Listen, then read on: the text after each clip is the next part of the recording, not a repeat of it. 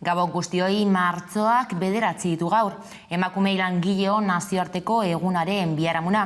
Bart iluntzean milaka emakume kalera atera dira Euskal Herriko hirietan, zein herrietan sistema patriarkal, kolonial, kapitalista, extraktibista bizio da eta heteronormatiboaren aurka egiteko, eta zaintza sistema publikoaren premia azalerazteko.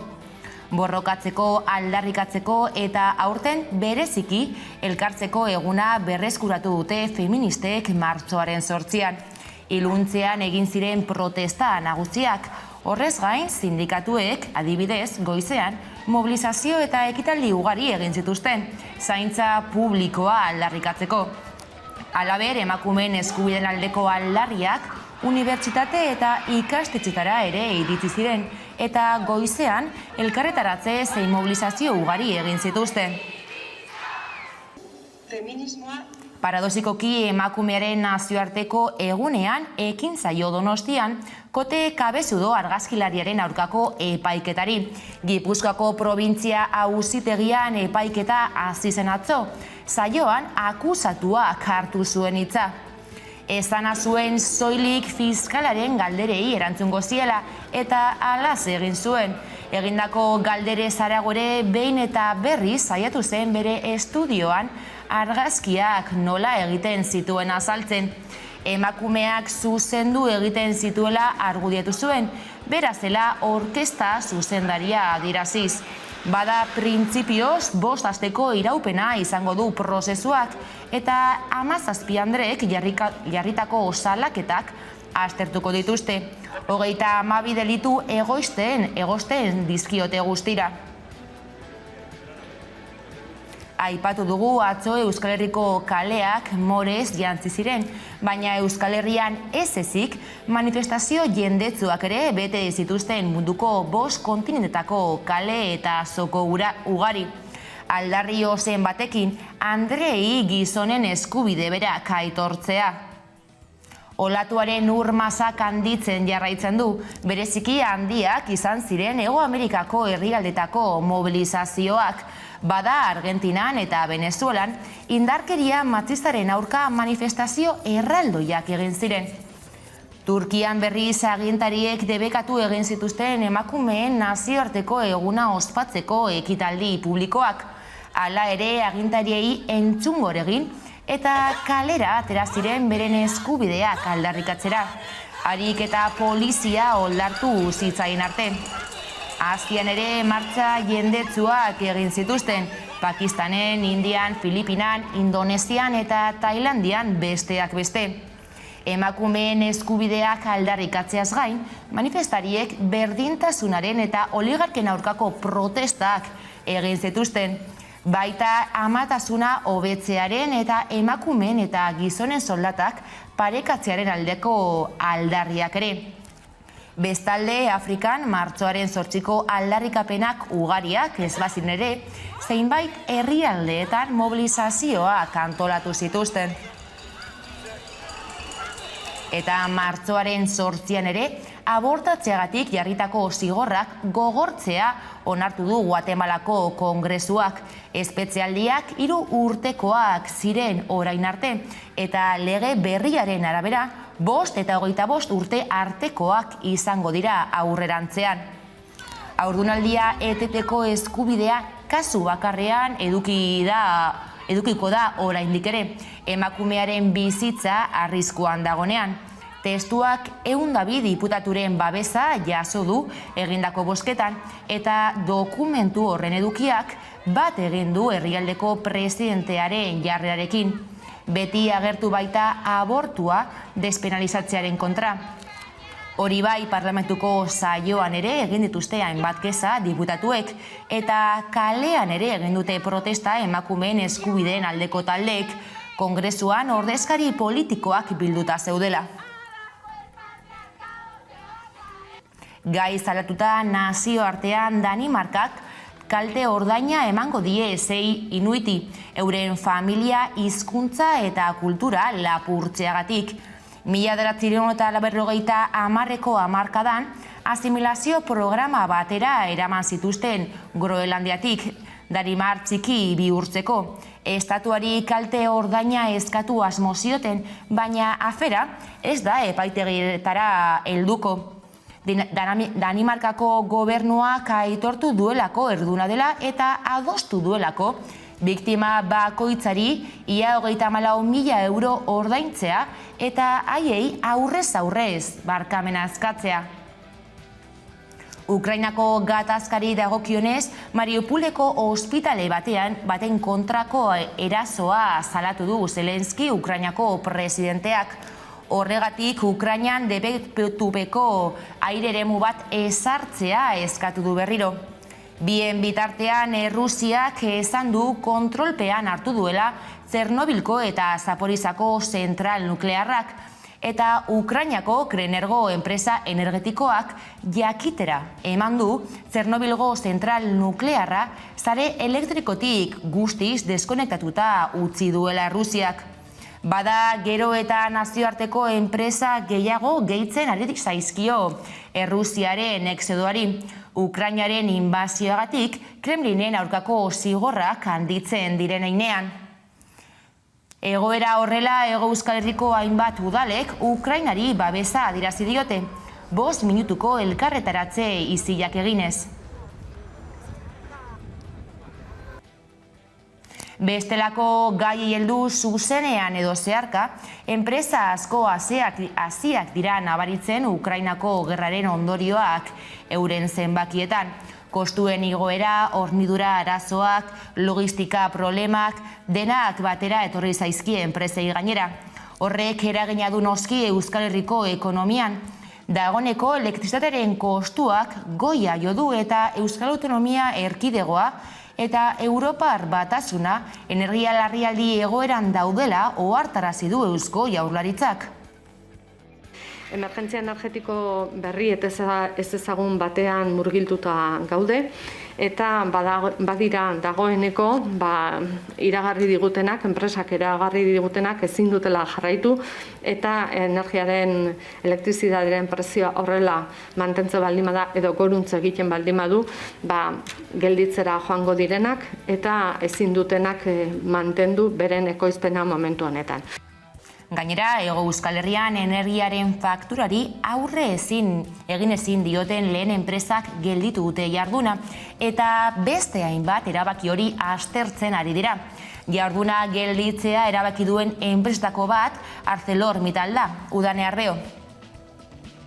ArcelorMittalek atzo goizeko 7:00 gauerdira arte ekoizpena etetea erabaki zuen elektrizitatearen prezioa dela eta enpresak azaldu du egunero aztertuko duela hurrengo eguneko argindarraren prezioa eta horren arabera ekoizpena etetea erabakiko duela edota jardunean segitzea. Gaurko egunean esaterako lanera itzuli dira, baina ez jardun osoz, eta ArcelorMittal bezala beste hainbat enpresa ere egoera berdinean aurkitzen dira eta ekoizpena etetea erabaki dute Araban, Bizkaian eta Gipuzkoan argindarraren prezioak behartuta. Egoera honen aurrean Eduardo Zubiaurre, Confebaskeko presidenteak azpimarratu du egoera oso larrian aurkitzen garela. Benetan maila oso arduragarri batera iristen ari dela, ezta? Atzo entzuten genien hainbat ordezkari industriali, gehien bat elektrointensiboa dira industrialetako eri, altzairugintzan, fundizioetakoak, jasan ezina zala, pixka sufritzen ari ziran elektrizitate eta gasaren salneurriekin, ezta? Beraz, gehien sufritzen ari diran hoiek punto jasan ezinezko batera iritsi dira, baina eragina oso zabala, bai ekonomian, bai industrietan, baitaren norbanakoetan. Gaiz aldatuz berri lazgarria jaso dugu. Langile bat hilda Baionan, garabi batek ere eragindako istripuan. Baionako Santi Espiritu auzoan gertatu da ezbeharra. Etxebizitza baten gainera erori da garabia. Eta politika alorrean berriz erabaki garrantzitsua eman du gaur Frantziako kasazio auzitegiak, jake ez esnal euskal presoari buruz. Frantziako kasazio auzitegiak ontzat jo du Jakez Esnealen helegitea. Euskal presoa baldintzapean aske usteko eskaera aztertzeari uko egin zion Parisko Deia auzitegiak 2008ko irailean eta defentsak helegitea jarri zuen. Esnealen prozedura Deia auzitegira itzuliko da eta hark erabaki beharko du aske usten duten ala ez. Eta kezka agertu du Maritzu Paulus abokatuak, Esnealen adina gogoratuta. 71 urte ditu euskal presoak eta 32. urtea beteko du espetxean. Horrez gain, Telecincok Bilduri buruz esandakoa zuzendu behar izan du. 2008ko maiatzean Ana Rosa Quintana aurkezleak esan zuen Bilduk Espainiar askoren heriotzak dituela Bizkar gainean. Gipuzkoako auzitegi batek esandakoa zuzentzera behartu du saioa eta gaur egin du zuzenketa. Entzun dezagun. Termino con una rectificación. El director general de la Federación de Partidos Euskal Herria Bildu, el 26 de mayo del año 2020, remitía una carta ejercitando su derecho de rectificación por la que quiere que indiquemos que no es cierto que la Federación de Partidos Euskal Herria Bildu tenga sobre sus espaldas ninguna muerte de españoles. En fin, ahí queda esa rectificación de mayo del año 2020. Eguneko albiste nagusiekin bukatzeko Espainiako Kongresuan gaur egindako saioan, Eusko Jaurlaritzak Mikel Zabaltza estatu indarkeriaren biktima gisa aitortu ondotik, hari buruzko informazio sekretua argira aterako ote duen galdegin dio Aitor Esteban, EAJko diputatuak Pedro Sánchez Espainiako presidenteari. Eta Sánchezek zehaztu du autoritate judizialek dokumentu horiek deskalifikatzea aginduko balute eta horiek existituko balira men eginen lioketela. ¿Y cómo pueden ayudar? Pues levantando ese velo sobre los secretos que están protegidos por una ley franquista, la Ley de Secretos Oficiales. Yo creo que todos le debemos a la verdad nuestros esfuerzos, sobre todo quienes dicen perseguir una memoria democrática. Abran los archivos. Yo le voy a entregar el informe. Le ruego que se lo lea. Es que es muy explícito. Solo busca la familia conocer la verdad y el consuelo en ello. Yo le pido que no le diga como se le dijo a la madre de Mikel Zabalza cuando fue en Chaurrondo: ¿dónde está mi hijo? Oiga, señora, vaya a buscarlo a objetos perdidos. Bueno, yo le pido que su gobierno no haga eso y yo le pido que su gobierno colabore para que se pueda conocer la verdad. Bestaldetik, aldarri bat bertsoz obraren erreportajea egin du Hamaika telebistako lantaldeak. Osorik hamaika.eu atarian duzue, baina jarraian laburpen batekin utziko zaituztegu. Ondoren eguneko elkarrizketa nagusiarekin bueltan izango gara. Gaurkoan gurean izango dugu Olatz Gorrotxategi, Mierda de Ciudad antzerkiaren zuzendaria. Eta berak, antzerlanaren nondik norakoak azalduko dizkigu, orain arte. Gorputza bada ajedrez, zer da zuri eta zer beltz. Arauok ez dira sartzen, gure buruetan errez. Bueno, bani Oiana Arana naiz, Eskoriatzarra. 20 urte ditut eta batez ere, sorkuntzaren munduan ibiltzen naizelako bizi naiz pozik. Eta batez ere bertsolaritza eta literatura dira nire arloak. Ni Aner, Zarauztarra, 19 urte dauzkat eta nire ona nahita ez horrek ekarri nahu eta bestela ere bizitzan desente bizinei sorkuntzaren horri begira, nik bertsolaritza eta kaso literatura baino gehiago musika edo lantzen. Ni Leire naiz, Durangarra naiz, 20 urte dauzkat eta itzulpengintza eta interpretazio graduko ikaslea naiz, Gasteizen. Eta idatzi egiten dut, bertsotan nabil batzuetan, bertsozalea naiz, eta hemen nago erre ikuskizunaren harira. Ni Aize Arana naiz, nik ere 20 urte ditu dela esango nuke, Eta, bueno, nik ere Gasteizen ikasten dut, baina euskal ikasketak egiten ari naiz, ia amaitzen. Eta, bueno, bertso zalea naiz, bertsolaria ere bai esango nuke. Urte desente daramat bertsolari zurrun horretatik bizitzen. Eta, bueno, erre proiektuarekin gatoz, molde berriak probatzera, bai publikoarentzat eta baita guretzako ere. Artaldeak larrean belardi bete alambre, zerketan hor bilakatzen, gaitu gizon ala andre. Erreren ideia guregandik dator, baina bai proposamena zerbait egiteko lanku kultur zerbitzuak egin zigula. Esan ziguten, sortuko duzue halako bertso emanaldi bat, zeina baita bertsoa eta beste arte disiplina batzuk uztartzen dituen emanaldi mota.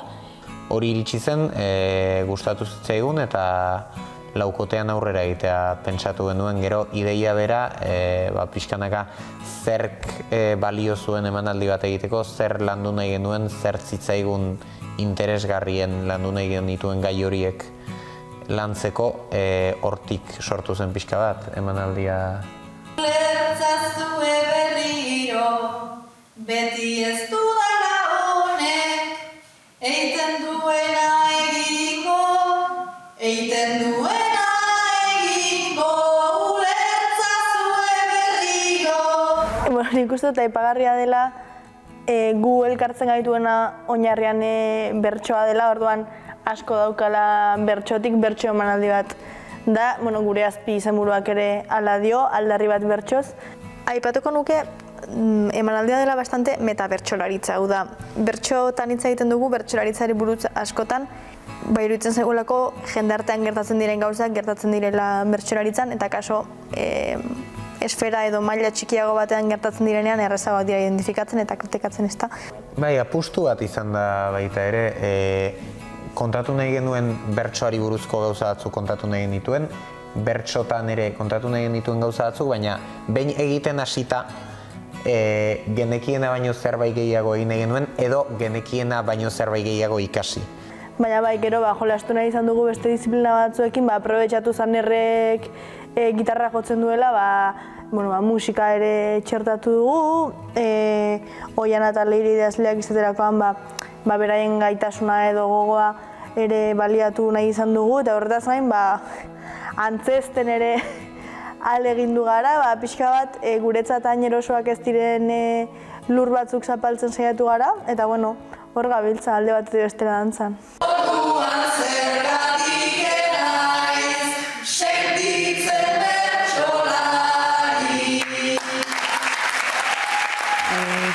Aizeak esan duen bezala, azpititula aldarri bat bertsoz da, beraz, esango nuke helburu nagusia edo sorburua kritika bat dela, ez? Eta kritika hori egiteko baliatu dugu dualismoen markoa, nola gure pentsaera orokorra dagoen eraikita egin handi batean dualismoetatik abiatuta, ez? Eta hori erabiltzen dugun inguruan dauzkagun gauzak definitzeko, ez? Ona ez dena txarra da, handia ez dena txikia da, eta horiek askotan sostengatzen dituzte botere harremanak bi mutur horien artean, eta gainera bi kategoriak dira guztiz artifizialak, ez?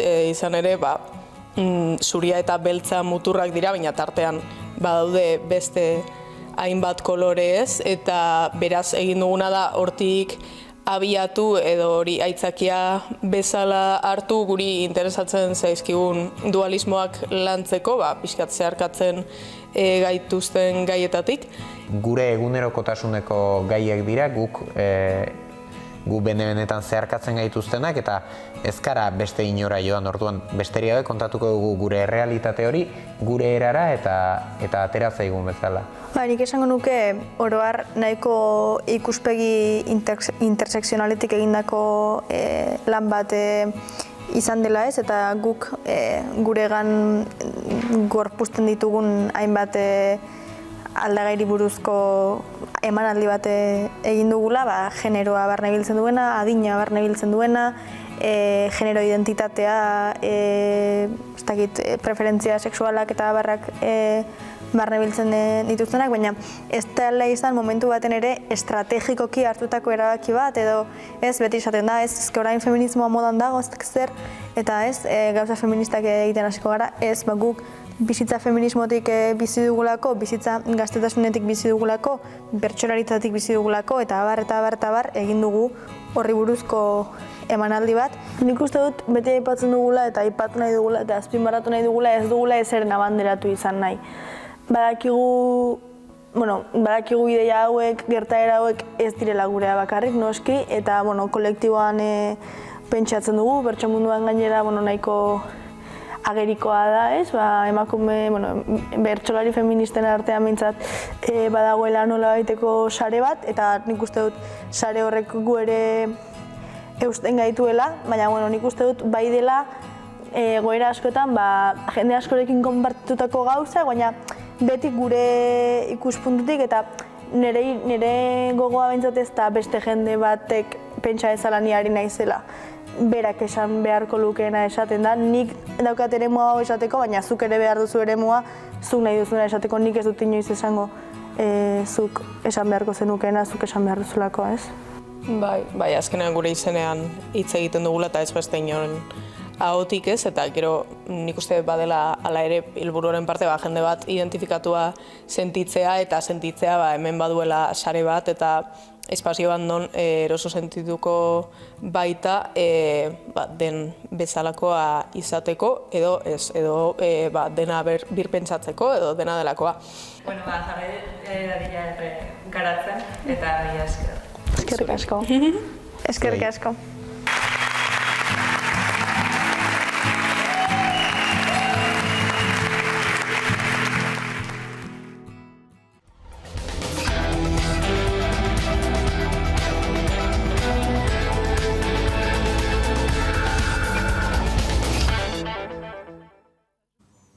Kaixo berriro Euskal Rock erradikalaren historia kontatzeko asmoz, Olatz Gorrotxategik Mirra de Ciudad izeneko antzezlana sortu eta zuzendu du baita antzestu ere. Larun batean estrenatuko da Barakaldon. Hala, zetasun guztiak azaltzeko alburuarekin gurekin dugu Olatz Gorrotxategi. Gabon? Gabon, bai.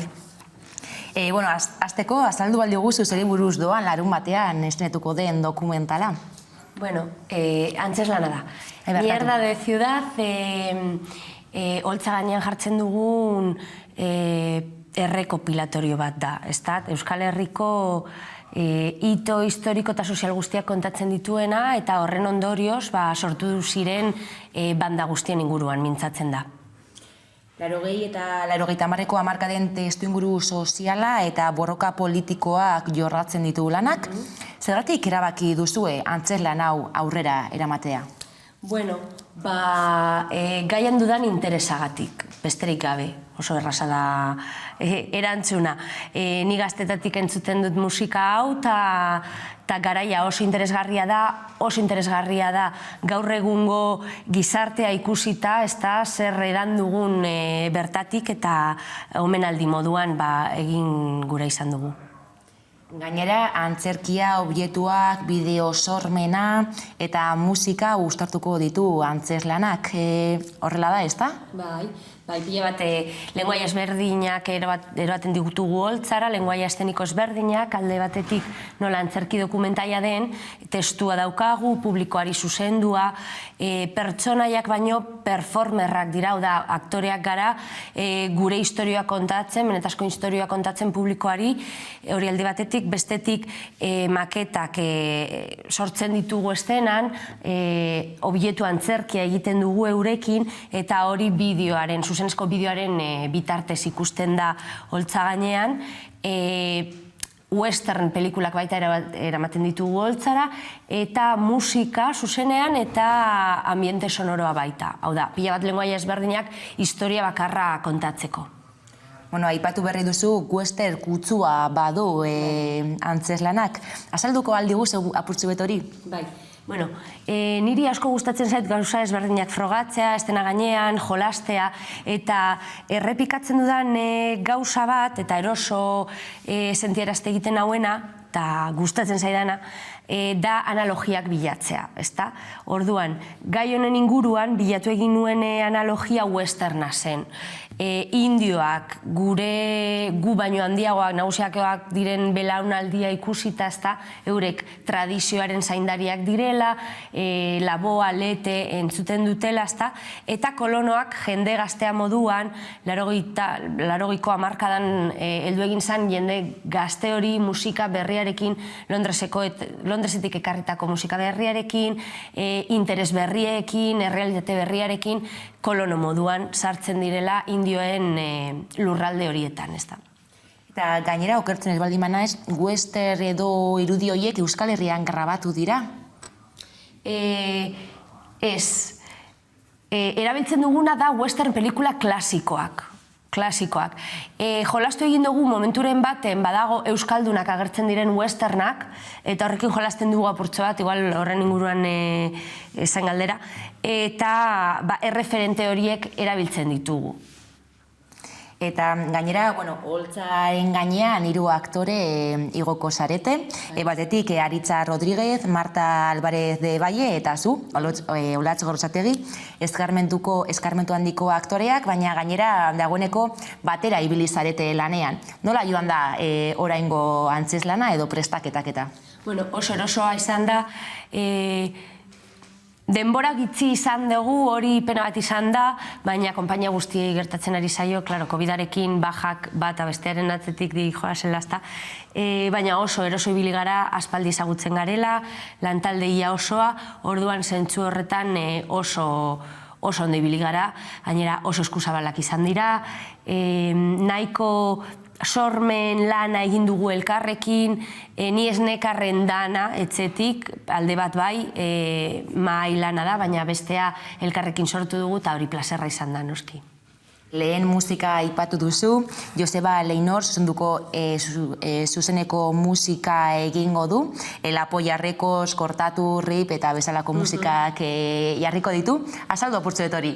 Bai, berak egiten duena, bera oso musikalari interesgarria da, trebesi handia dauka, eta alde batetik erabiliko ditugu guztiok ezagutzen ditugun kantak diren moduan, baina baita bertsio txiki batzuk egongo dira westernaren inguruan, eta duelo kutsu hori eukiko dute baita.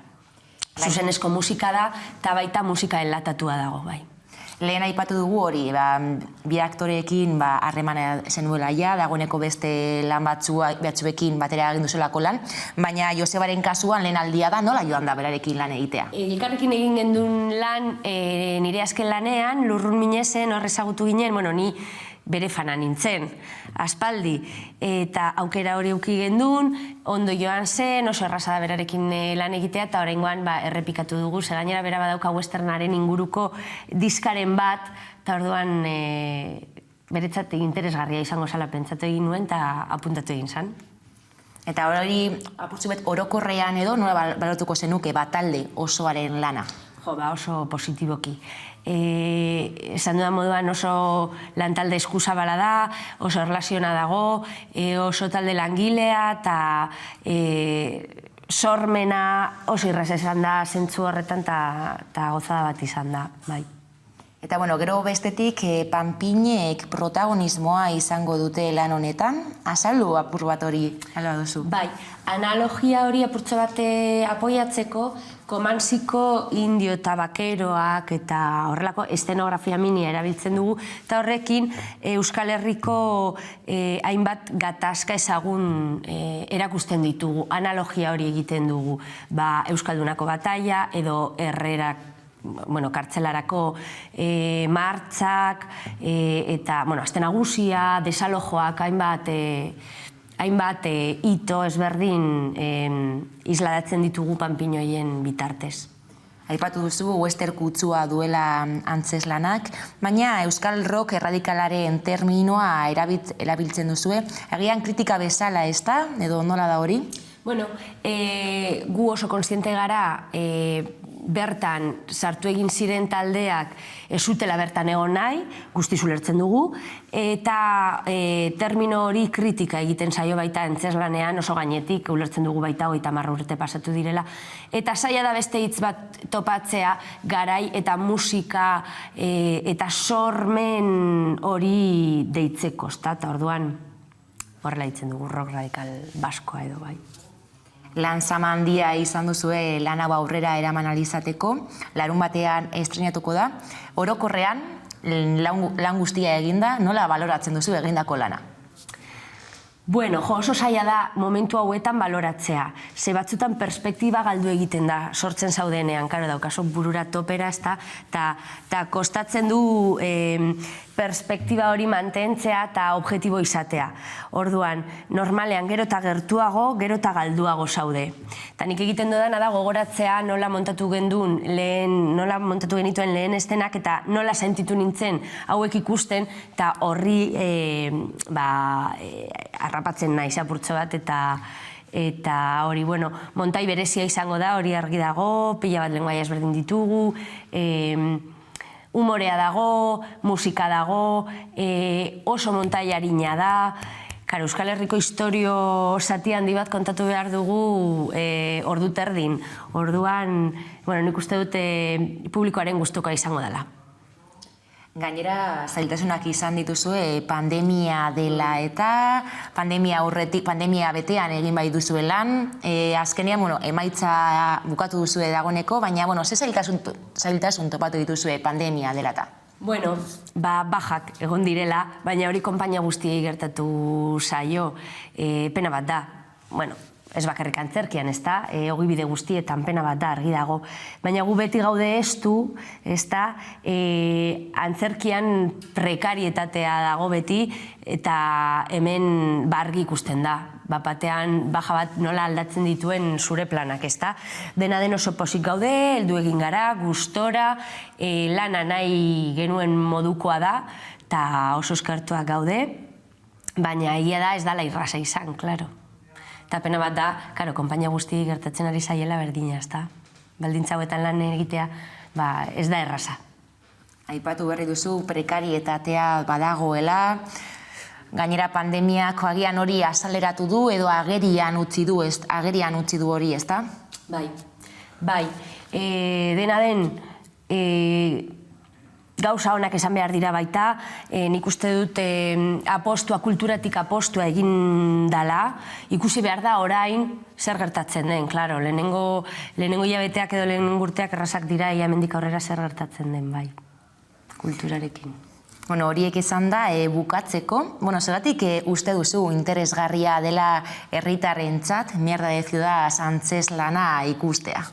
Bueno, alde batetik, helduak direnak, nagusitzak direnak, gauzak gogoratuko dituztelako, usain hori badago, ez da, gure gazteriako usaina hor dago, eta gaztetxoentzat garena ezagutu dezaketelako, eta beti dago ondo gure historia ezagutzea eta ikustea, eta horrekin divertitzea gainera. Eta bukatu aurretik, Barakaldon zapatua larun batean barkatu izango da estrenaldia. Zeintzuk izango dira urrengo datak, badituzue beste data batzuk edo? Ez ditugu datarik oraindik, begiratzen gaude, dana izan da oso harina, baina hemendik aurrera hasiko gara datak zarratzen, eta zaituko gara Euskal Herri osotik ibiltzen. Espero dugu horrela izan dadila, eskerrik asko gurekin izateagatik. Orain tarte bat, Stay Rocket taldearen Etzera bidean izeneko kantuarekin utziko zaituztegu, eta bueltan solasaldiari atea irekiko diegu. Gaurkoan gurekin izango ditugu Jon Antza eta Eneko Ander Romero. Orain arte.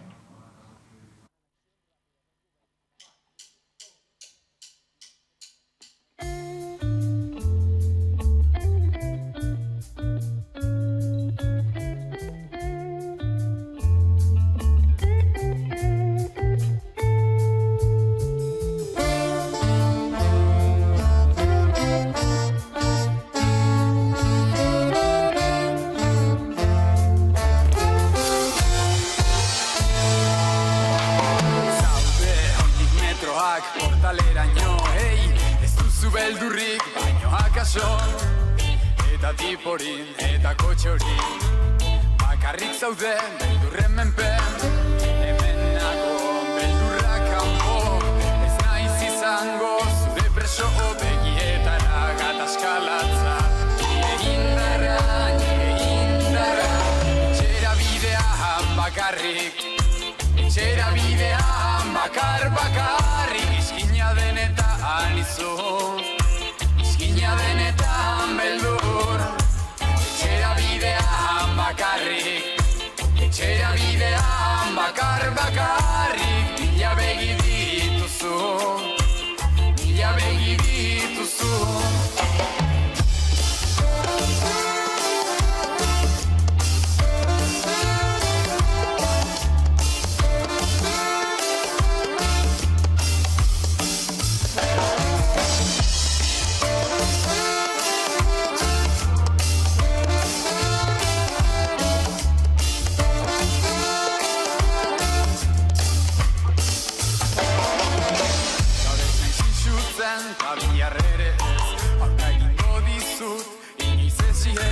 Bilatu ditugu estrategiak, komunikazioa, erresistentzia, nire beldur guztiak, atzokoak guztiak, begietara gatazkalatza latza, nire ukabile ederra, zure hau begia apunteragoa, etxera bidean bakarrik, etxera bidean bakarrik, izkina denetan izu, izkina denetan beldur, etxera bidean bakarrik, etxera bidean bakarrik, mila begi dituzu, mila begi dituzu.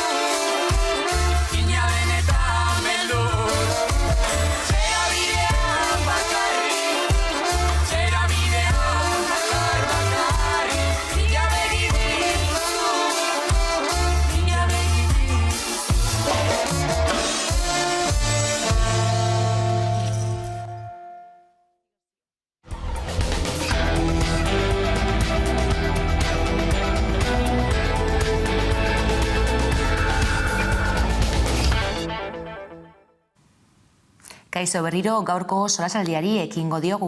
Eguneko gakoak aztertzeko gurekin ditugu Jon Antza, Gabon, eta Eneko Ander Romero, Gabon.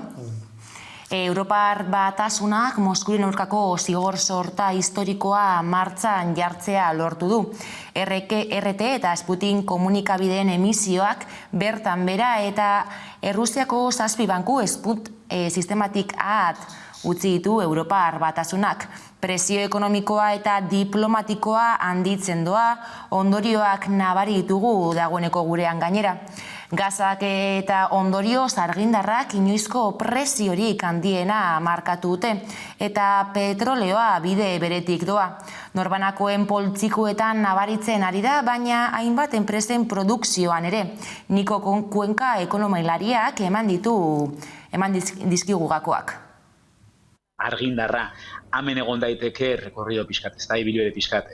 Espainiako gobernuak bere esku zituen ia neurri guztiak, ia munizio guztia erabili izan dago, azken batean zerga jeitsita, hortik asko ez dut ikusten ibilbide gehiagorik ez, baina hemen bai Europak egintzen dau, Bruselak egintzen dau zein den argindarraren prezioa ezartzeko sistema marginalista bezala ezagutzen dena, hau da, pool hortan esartzen den azken energia iturriak marketzen duela prezio guztia. Kasu honetan gaza da ziklo kombinaturako erabiltzen dena, orduan horrek altetzen dau. Aspaldiko eskaria da sistema marginalista hori aldatzea, ez finkatzea poolean sartzen den azkenengo sistemak, azkenengo produzio sistemak prezio osoa, eta ematen du agian atea ireki daitekela. Horrez gain, esan beharra dago, beste aukera bat izan daitekela, CO2 isurketen eskubideen prezioa murriztea, horrek ere garaizitzen dolako argindarraren prezioa, baina, karo, hortik joko bagenu, aldaketa klimatikoaren kontrako borrokan atzera pauso bat emango genuk, beraz ez da erraza. Eta azkenengoa da, atzo Bruselak izan zuen, eta azte buruntanok ez banabil, Europako estatu buruak bilduko dira Bersaiesen, eta hortik beste konponbidea etorri daiteke, baina atzo ja Bruselak, zerutik jauzitako mozkinak bezala ezagutzen diren horiek, hau da, gazaren prezioagatik, askoz merkeagoa diren produzio sistemen prezio esartze hori, noraiteko, mozkin horiek oparitzen dizkienak, horiek mugatzea, horiek moa bajartzea,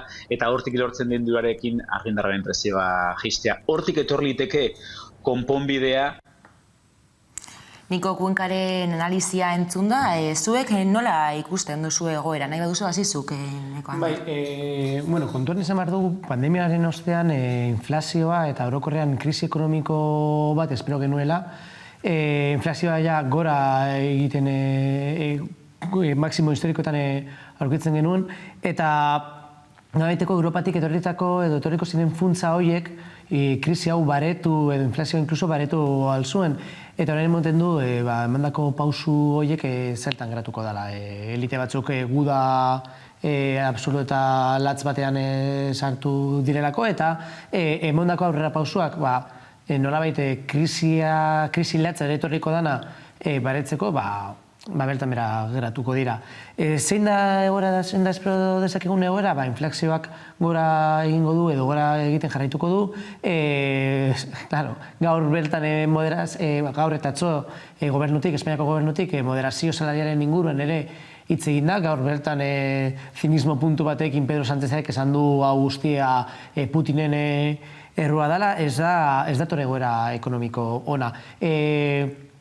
Gudak eta gudek sortzen dituzten biktima zibilek eta orokorrean odola oso latza eta tristea da benetan, baina ezke honek ere izango ditu eraginak epe ertain luzean gure ekonomian eta berez gure bizitzetan ere. Erabat ados nago, eta galderetakoa da, egia noiz esan behartza egun, edo noiz esan diguten, edo noiz kontatuko diguten egia osoa, ez da? Zeren hemen, gertatzen ari denak, nolabait, eta parean ditugun mehatxuak, eta da mehatxuetako bat, eta segurtasun kontzeptuak direnak, ez? Asko hitz da segurtasunari buruz, segurtasun espazioak sortzeari buruz, baina faktore ekonomikoak, krisi ekonomikoak, desberdintasun sozialak, ezinegon sozialak, gero eta gehiago konsideratzen da segurtasun faltaren faktore bat bezala, ez da? Eta badirudi hori ere gainetik pasatzen dugula. Alegia, esaten zego, hau oso gogorra izango da, guztiontzat, azkenean gerraren ondorioak guk ere sufrituko ditugu, normalean hori esaten duenak ez ditu sufrituko, ezik entzuten duenak sufritzen ditu, ez da? Eta beraz, krisi bati beste krisi handiago bat gehitzen baldin badiogu, hor sortzen den ezinegon sozial horrek guztiak ere segurtasun arazoak ekar ditzake eta ondorio txarrak ekar ditzake guztiontzat ere, ezta? Baina hemen egia dena da, erabaki politikoak hartzen direla eta erabaki politikoak hartu behar direla, ez? Adibidez, gerra honek eta gerra hau gertatzen ari den termino hauek nori egiten diote mesede? Noren alde egin dezakete? Erreixearen alde ez noski, baina noren alde ze potentzia aterako dira benek irabazten, zeinek irabaziko duzen bat eta nola, eta hor ikusten eta hausnarketa falta bat, ezta? Gure arduradun politikoak ematen du, ez dakinik erotu diran, mozkorraldi emozional batean sartu diran, ez dakit nola, baina sartu gara dinamika batean, non atera daiteken guztia txarra izan daiteken Europar interesentzat. Nez eta esaten ari den, Europar batasuna indartzen ari dela eta horrelako mezuak, ez da? Gainera, zaila da esatea, Europak erantzunkizunik ez duenik gatazka honetan. NATOren implikazioa nola baloratzen duzue? Hombre, aspaldi genekien eta 80ko hamarkadan erabaki izan, NATO nezala ekialderuntz mugituko edo Errusia bilduko horrelako ezinegonak sortzen zituelako Errusian eta tentsio geopolitikoak sortzen zituelako. Hori nahiko argi zegoena, gitzinez praktikan, diskurtziboki hainbat gauzak ikusi ditugu, baina gitzinez praktikan oso argi zegoen ez zela egingo, baina azken hilabete erdian, 2 hilabetetan, emoten du gertatu dela, eta NATOk egonda hor aktibo ekialdean, eta Errusia tentsionatu egin da, eta guztiok genekien hori oso bat izkutsua zela, eta dauz bideoak Biden berak esaten zuela orain dela 20-30 urte, ez da nik esaten dudan ezer. Baina, erabaki dute egitea, eta estanda egin du gerrak, orain dela 8 urtean hasitako gerra bat, nolabait zabaldu egin da. Eta batean NATO desagertu egin da. Ez dakigu oso ondo nola, baina NATOren mehatxua hor zegoen Errusiarentzat, eta batean estanda egin duenean gerra, NATO desagertu egin da. Zelenskik berak esan zuen pasaren egunean, jada zuela zer espero NATOtik. Eta hor da, ze interesak mugitu diran horratzean, presio bat egoteko Errusiarrekin, eta tentsio horrek estanda egiten duenean inork oso gitzik espero zutena, batean NATO desagertzeko. Zein da, ulertu behar dugu, NATOren papera zein dela ulertu Errusia barik, zeltarako. Existitzen da NATO Sobietar Batasunaren desagerpenaren ostean. Errusiaren mehatxua hor egon behar da, NATO existitzeko. Beraz, horiek dira jokaldiak, eta tartean geratu da Europa, erdian, estanda egin dio eskuartean, eta gure kanpo politika borrail pertsona, bezalako pertsona baten esku dagoenez, honetan gaude bueltak eta bueltak, eta Jonek esan duen bezala, igual, zera, iltenbide logiko edo onuragarri bate izan barik hauz. Bai, egia da, duela 30 urte, eta neuzet hor hasi bergara kokatzen orain gertatzen dena ulertzeko, ez da? Neuzet nolabaiteko bizitzan gara ilusio batean, pentsatzen genuen ja, nolabait geografiak ja etzeukala garrantziarik, ez da? Gainditu egingo genuela geografia, eta nolabaiteko munduaren ikuspegi idealista batetik eta ideal batetik, demokrazia liberala, mundu osoan edatuko zela eta ezarreko zela, ez da? Eta orain da torkigu geografiaren mendekua ditu diotena, ez da? Eta ikusi dugu, ezin ditugula muga batzuk gure borondatez eta gure zeraz gainditu, ez da? Hor dago, duela 30 urte, Sobietar Batasuna erortzen denean eta erortzen den modura eta gertatzen den guztia gertatuta, estatu batuetatik batez ere egon zitezkeen aukera estrategikoen artean, eta debate estrategikoak egon ziren bere garaian, baita estatu batuen barruan ere, ez da, zer egiten dugu orain hor geratzen den espazio geografiko zabal horrekin. Eta hor aplikatu zen azkenan izan zen, irabazle eta gatzaileen logika bat. Eta pentsatu zen, Errusia potentzia marginal bat izatera mugatzen da, eta hortik aurrera egingo dugu, hortik alde egun guztiak geure ganatu. Balkanen espazioa dela, Europa ekialde osoa dela, eta berak zuk izan dezun bezala, ekialderantz jo, ezta? Eta estrategia hori guztiz katastrofikoa suertatu da, ez da estatu batuarentzat, Europarentzat ikusten ari garenez, bai, ezta? Eta orain ari gara estrategia horren ondoriak sufritzen. Erantzukizunak aipatu dituzu, noski, Putinek ditu bere delirio nazionalistak eta bere delirio hori guztiak, eta beraz, erasoa joduenak dauka lehenengo erantzukizuna eta erantzukizun zuzena, zalantzari gabe eta jakina, ezta?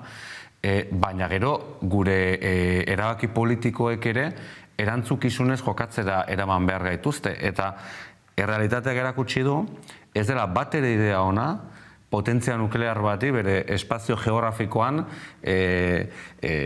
bere behar resistentzialak direnak edo berak horrela ulertzen dituenak, ez dira, nik ez ditute personak inoiz konpartituko, baina berak horrela ulertzen baditu edo Errusiak potentzia bezala ulertzen badu behar resistentzial batzuk dituela eta horren inguruan hitz egin nahi duela Europarekin, gu galdetu behar duguna da, zer dan guri komeni zaiguna?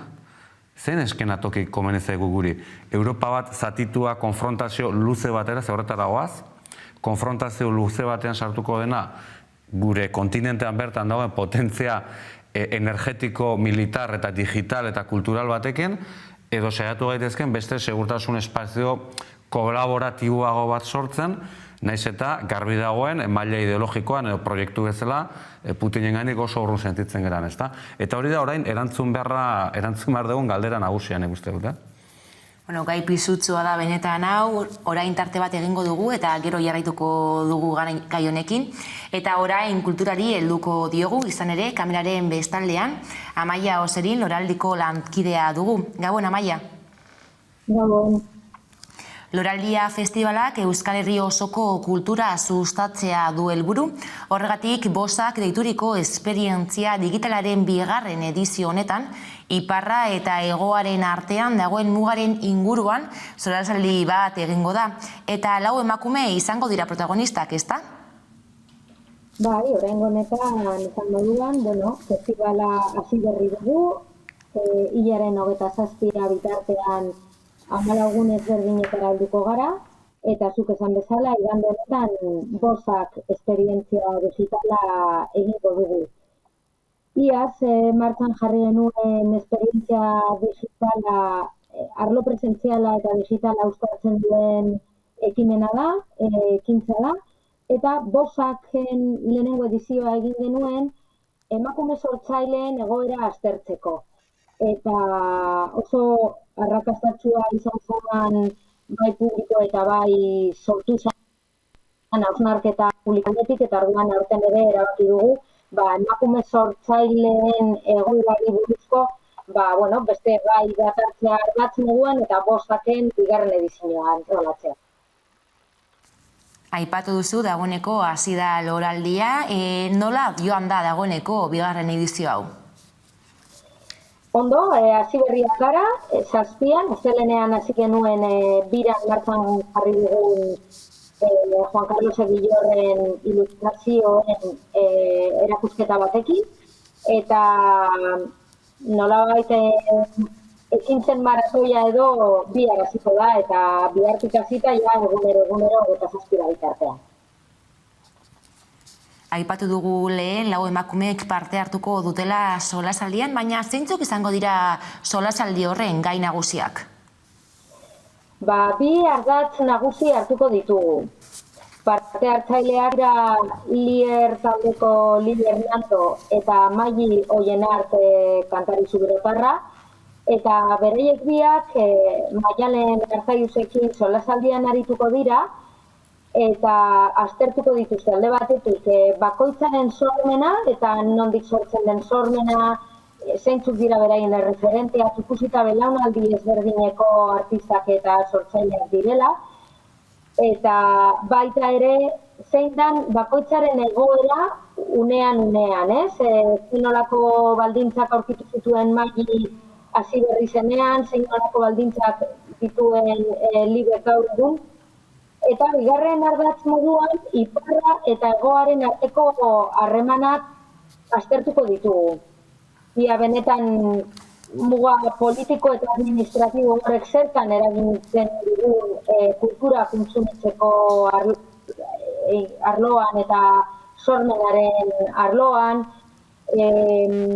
nola eragiten digun baita ere bai sortzaileei eta bai publikoari edo hiritarrei, eta horretarako baita ere Itziar Ugarte poeta sartuko da bideoz, eta Euskal Kultur Erakundeko zuzendaria den Joanes Etxedes streamingez parte hartuko du baita ere berak. Gainera, esperientzia digitalaren 2. edizio honek Euskal Herriko kantak, poesia eta hausnarketak uztartzen ditu. Bilboko Guggenheim Museoan izango da, eta streaming bidez ikusteko aukera egongo da ere, bai, ezta? Bai, ekintza presentziala izango da, baina baita ere streamingez emitituko dugu, bai loraldia.eus webunean eta baita eitb.eus webunean ere. eta solasaldiaz gain gainera errek bertan kantatuko dute, zuzenekoa eskainiko dute. Eskerrik asko, Amaia Oseril, Araldiko kidea gurekin izateagatik. Ni esker zuei. Hurrengora arte. Agur. Eta orain gaueko solasaldiarekin jarraituko dugu. Amaia Oserinen Loraldiko kidearekin izandako elkarrizketa entzun berri duzue. Kulturan pandemian bigarren maila batean gelditu da. Beharrezkoak dira honelako ekitaldiak. Ego esasutzuk orain. Bai, guztiz. Azkenean, kultura da gure bizitzari zentzua ematen diona, ez? Bentsat, kultura bezala ulertzen baldin badugu sormen lana, azkenean sormenetik komunitate egiten dugulako, plazerra sentitzen dugulako, herria eraiki dezakegulako ere hortik, onurak besterik ez dituen zerbait da, ez? Eta horregatik, kulturak askotan dauka, enez eta boterek erabiltzen duten bere alde, baina kulturak askotan edukitzen du errebeldia puntu bat, ez da? Pixkat dagoen errealitatea eraldatzeko potentzial handi bat, ez? Eta nik hori asko eskertzen dudan zerbait, aukera ematen digu, arrazionaltasun hutsetik haratago beste mezu batzuk bidali, partekatu eta eraikitzeko, ez? Eta pandemian azkenean bizitu duguna da individualizazio prozesu brutal bat, ez da? Bakardadea eta kultura izan da sakrifikatu dana noski, zeren bakarrik bizi den personak ez du kultura behar, ez da? Kulturak ez dauka zentzurik bakarrik gaudenea, ez kultura beti kolektiboa da eta partekatua, ez da? Eta iruditzen zait, batzuetan gasto bezala ulertzen den hori, benetan da egin dezakegun inbertsiorik handienetakoa gizarte bezala, ez? Eta zorte handia daukagu horrelako ekimenak daudelako eta horrelako antolatzaileak daudelako askotan baldintza oso zailetan lan ikaragarri egiten dutelako, ezta? Bai, azkenean nik uste dut pandemia amaitu dela ematen dauen honetan, edo gitzen ez pandemiaren parte gogorren amaitu den honetan, zer nolako loraldi bat ematen ari dan kulturala, nik hori Bilbotik bizitzen dut, orain amaitu berri da zinegoak eta 1.000 pertsona, ehundaka pertsonak parte hartu dute, orain esplosio bezalako bat dago ekimen, evento, programa 11.000 motatakoak dauze gozatzeko eta parte hartzeko, eta batzutan angustia puntu bat emoten du, ez zarelako guztira heltzen, angustia puntu bat emoten du, igual ez gaudelako ja ohituta hainbeste jendearekin egotera eta hori jende zinguratuta egotera finean, baina jendeak gogotzu dabil, jendeak parte hartzen du eta posgarria da, ez da? Eta luzerako, nik uste dut, loraldi honek luzerako emongo duela. Bestetik, Ukraina izpide izan dugu solasaldian, berriro helduko diogu gaiari, baina oraingo honetan beste ikuspegi batetik izan ere ezin da ahaztu gizarte zibilaren egoera. 2 milioi errefuxiatu dira dagoeneko, gehienak haurrak eta emakumeak, milioika lagun iesean ari dira, bada Europar Batasunak behin-behinean Ukrainatik datozen errefuxiatuak hartzeko plana onartu du aurrenekoz. Kritiken artean beste gatazka batzuetan plan hori aktibatu ez duelako. Eguerdiko magazinean gonbidatu nagusi gisa izan dugu Miren Gorrotzategi, Elkarrekin Podemos iuko idazkari nagusia. Entzun dezagun egin duen balorazioa. Solidaridadea behar dute laguntza, eta guk laguntza hori eskaini behar diegu. Bai, egia da, eta hori bai azpimarratu behar da esan egin behar da. Horrelako lehenengo aldi edala mekanismo hori martxan jartzen dela. Mekanismo hori aurreikusita zegoen lehendik ere, baina ez da inoiz martxan jarri, oraingoan jarri da, ondo jarrita.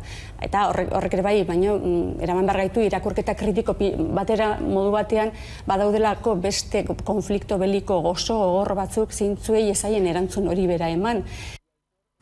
Aipatu dugu Europar Batasunak ezoiko mekanismoa onartu du. Zuek nola baloratzen duzu mekanismo? Hartu hitzazuk nahi duzu. Bai, bat natorre Gorrotxategi Andreak esan duenarekin, iruditzait beharrezkoa eta importantea dela.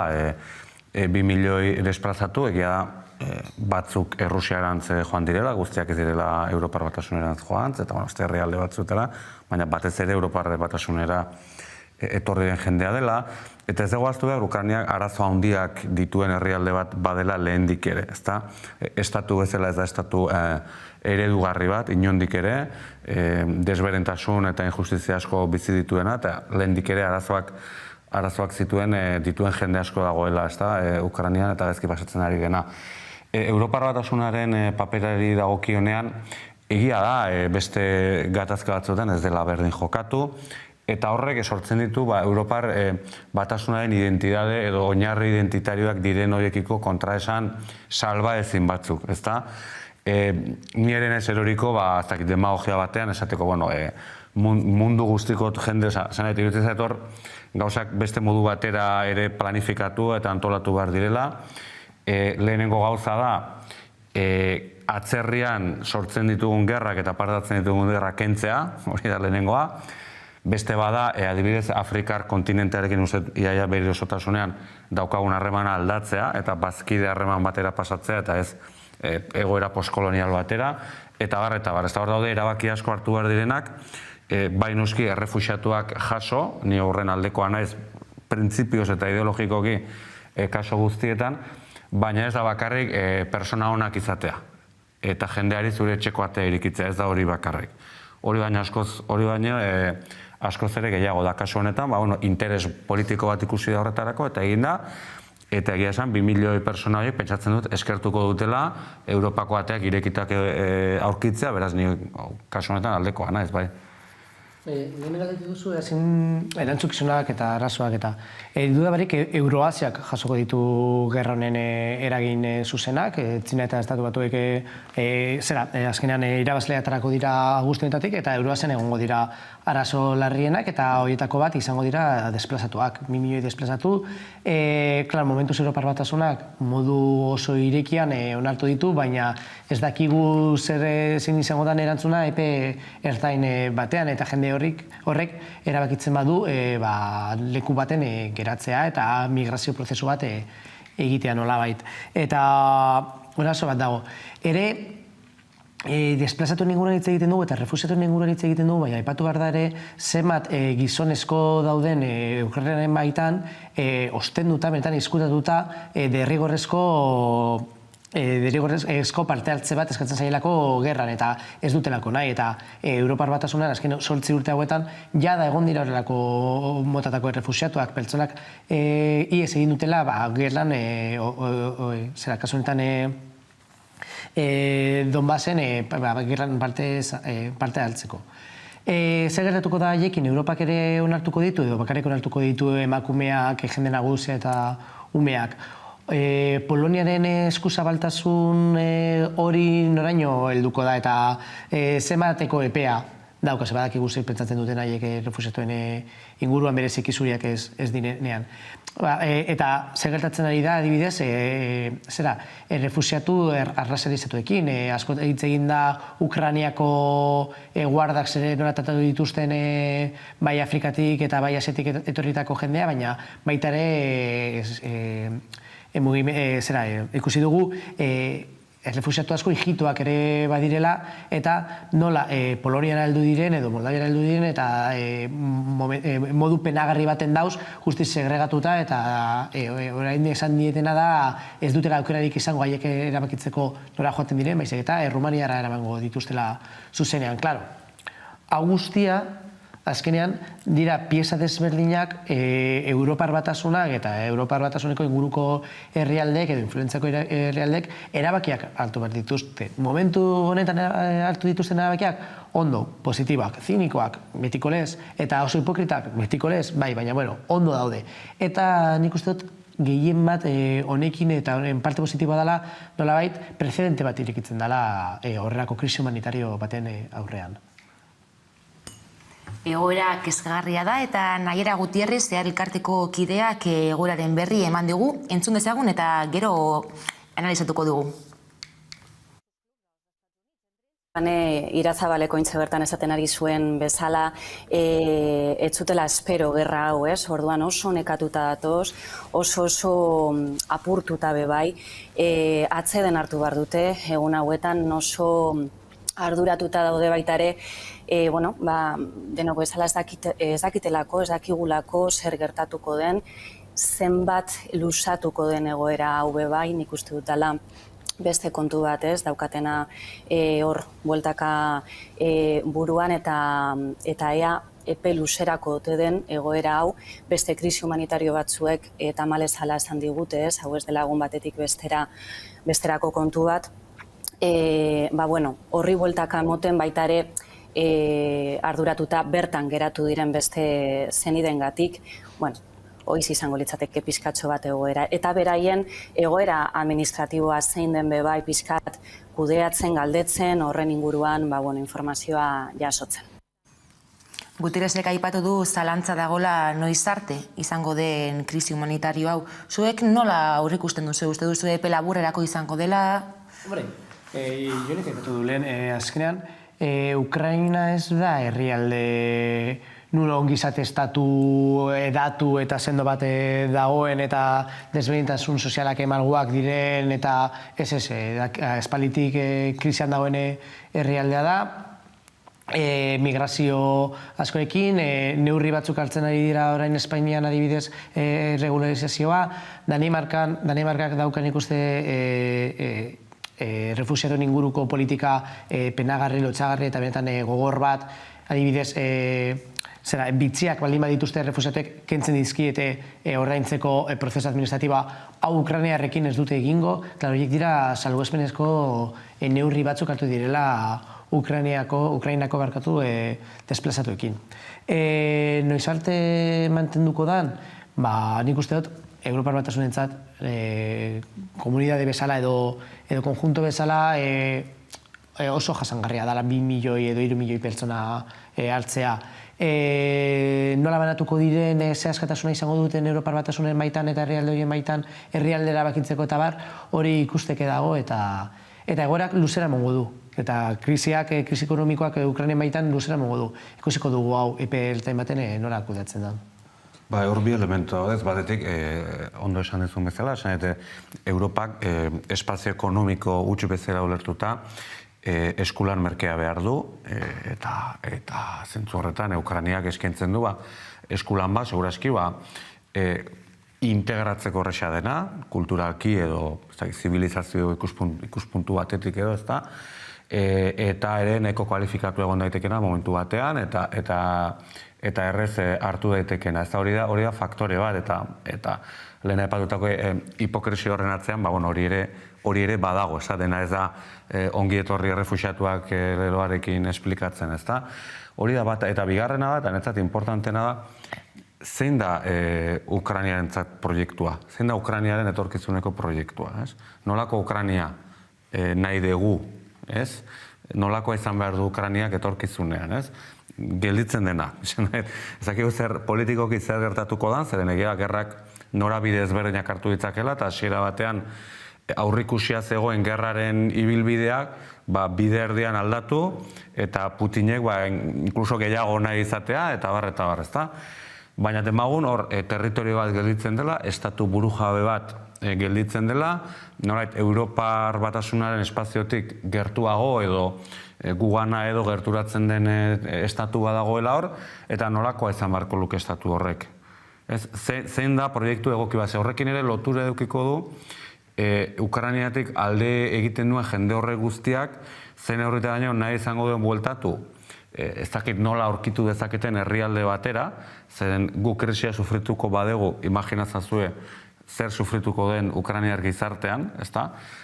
Horra itzuli nahi izango duten, ze bideragarritasun daukan estatu horrek, sozialki, politikoki, eta barrez. Eta horren inguruan ere hitzegin egin beharko genukela eta hitz egiten hasi beharko ginatekela. Ze Europar Batasunean sartzeko bete beharko dituzte arau batzuk. Orain propaganda asko dago, bete beharko dituzte arau dexente, momentu honetan inondik ere betetzen ez dituztenak, eta horrek norabide bat edo markatzen duena, baina galdera hori posible da benetan, ez? Gainera justu etorkizuna hitz egin da. Zein da, ez etorkizun politiko eta sozial izango du Ukrainak? Zein uste duzu izango dela? Jonek botatakoarekin jarraituz Europar Batasunaren inguruan eta bere integrazioaren inguruan Europar Batasunean nik uste dut hori oso urrun gaudela horretatik.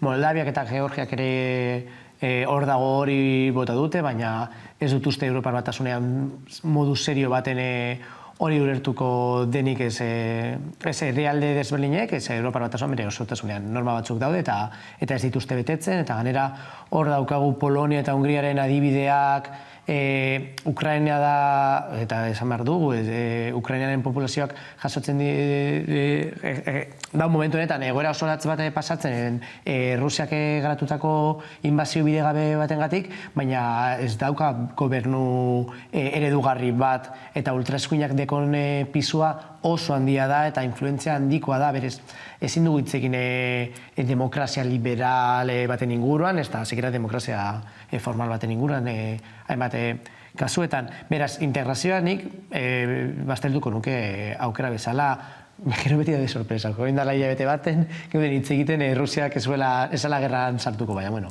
nik hori ukatuko nuke. Eta Ukrainaren etorkizuna behitu. Minskeko akordioak hor daude indala urteak.